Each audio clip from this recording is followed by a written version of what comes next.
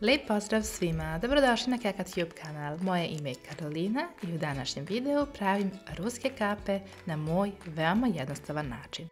Zato ostanite sa mnom do kraja videa, a sada počnemo sa pripremom. Tačan spisak svih sastojaka vam se nalazi dole u opisu videa, kao i na mojoj web stranici. Od ukupne količine mlijeka odvojite 200 ml i u to umešajte šećer, vanil šećer i gustin, tako da nema grudvica. Sada tu smesu sipajte u mlijeko koje ste stavili da se zagreva. Mešajte neprestano dok vam se krema u potpunosti ne zgusne. Sada je potrebno da kremu stavimo na hlađenje da se potpuno ohladi. Dok nam se fil hladi, mi ćemo pripremiti koru. Najprije ćemo belanca da umutimo sa malo soli.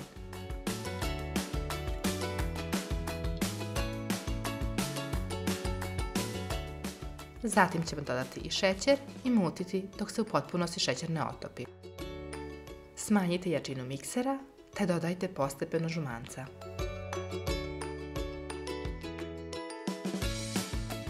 Kada smo sve fino sjedinili, potrebno je da suve sastojke prosejete kroz sito.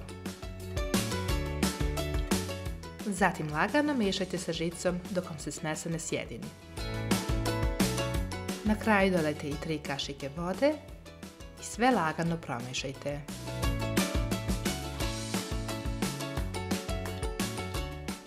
Ovako pripremljenu smesu sipajte u pleh koji ste obložili pek papirom.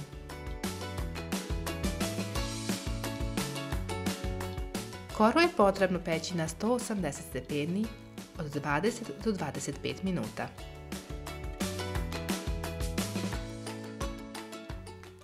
Kada se fil u potpunosti ohladio, potrebno je da margarin koji je sobne temperature umutimo sa 3 kašike šećera u prahu. Zatim dodajte i hladan fil postepeno u nekoliko koraka i mutite dok ne dobijete glatku kremu. Na kraju dodajte i sok od jednog limuna i mutite dok vam se to ne sjedini.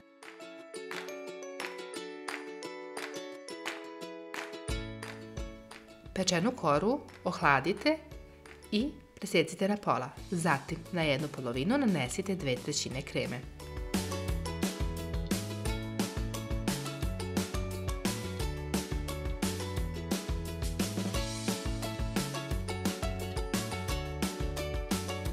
Fino izravnajte te od gore stavite drugu polovinu kore.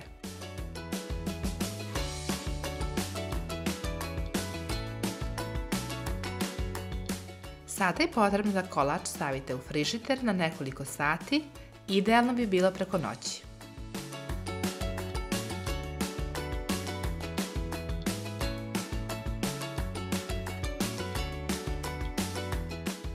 Hladan kolač izrežite sa oštrim nožem na kocke željene veličine.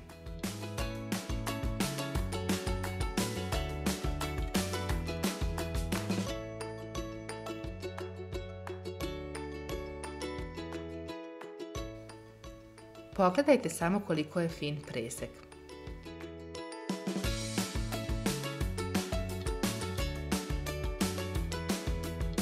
Sada je potrebno da svaku kocku obložimo u tankom sloju sa filom koji smo malo pre ostavili, a zatim uvaljamo u kokos.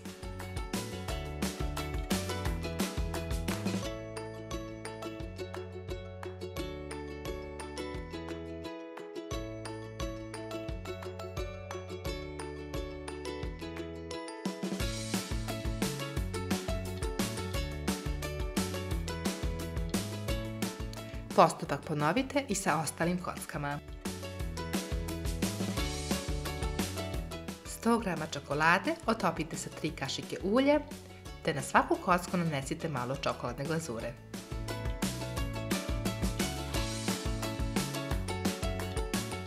I naš kolač privodimo kraju.